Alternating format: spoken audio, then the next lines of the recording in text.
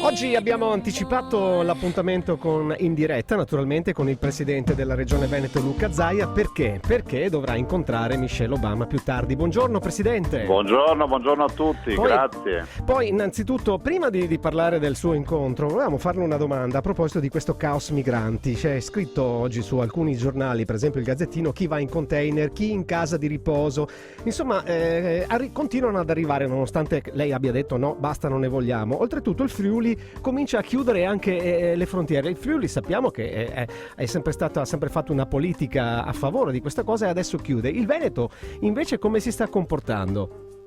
Il Veneto ha sempre detto no, l'ha iniziato a dire no dal governo Berlusconi nel 2011 e continua a dire di no. Siamo stati l'unica regione nel 2011 che ha detto di no. Però vorrei dire una cosa, sì. Questa non è un'emergenza, non è una fase acuta. Questo è un problema che ormai è cronico. Nel 2011 con il governo Berlusconi 62.000 immigrati.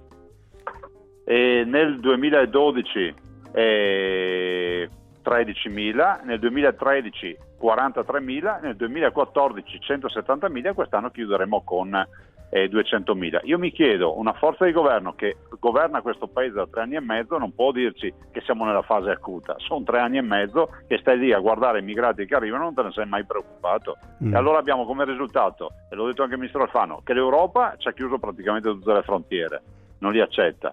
In Africa non abbiamo fatto gli accordi per fare i campi di prima accoglienza lì, per evitare che arrivino immigrati che non hanno bisogno di essere aiutati in Italia, e questo è il risultato. E questo è il risultato. Ma una soluzione, non c'è una soluzione, un'idea che... No, ma la soluzione, guardi, Berri, c'è la soluzione. Se noi facciamo dei campi governati con i sacri crismi, rispettosi della dignità umana, che sono in Tunisia, in Egitto, anche in Libia, li abbiamo fatti in Afghanistan e riusciamo a farli anche in Libia. Lì arrivano i migranti che hanno bisogno di aiuto, lì vengono rifocillati, vengono accuditi e vengono curati. Dopodiché quelli che hanno diritto allo status di rifugiato, quelli che scappano dalle guerre, li porteremo in giro per l'Europa, gli altri restano lì. La verità è che oggi 2 migranti su 3 che arrivano in Italia non hanno bisogno di aiuto, sono dei migranti economici, non c'entrano niente con quelli che scappano dalla fame e dalla morte. Noi in Veneto abbiamo il 22% di quelli che arrivano dal Senegal. Sì, ma se li rimandiamo se il senegalese ha bisogno di aiuto. Ma se li rimandiamo indietro mica li vogliono, è questo il guaio.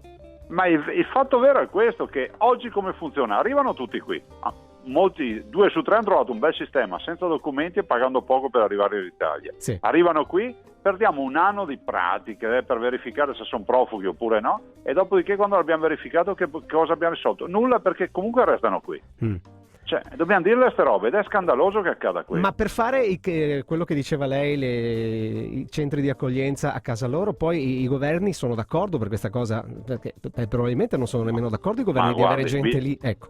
È qua che si vede la credibilità di un governo. Cioè, il governo di allora, il nostro governo, fece i primi campi di accoglienza. Bisogna stringere rapporti internazionali, anche partendo dal fatto che poi quando hanno messo il piede in Italia non li rimandi più a casa, perché gli stati di origine non li rivogliono più indietro. Cioè, questa è la tragedia. Certo. Vabbè, comunque chiudiamo l'argomento. Invece questa mattina lei avrà un incontro particolarmente importante, perché sarà Michelle Obama qui a Venezia e lei l'incontrerà di persona. C'è anche qualche progetto di accordi, c'è qualcosa che ci può dare così in anticipo di questo incontro? Ma no, guardi, noi dobbiamo ringraziare gli americani perché abbiamo la democrazia grazie al loro aiuto e la storia lo dimostra. Abbiamo un ottimo rapporto con l'America e questa mattina incontro la presidentessa, come dico io, no? Sì. E incontriamo Michelle che viene in Veneto e posso dire, ci dà anche l'onore di spostare i riflettori del mondo sul Veneto, perché comunque c'è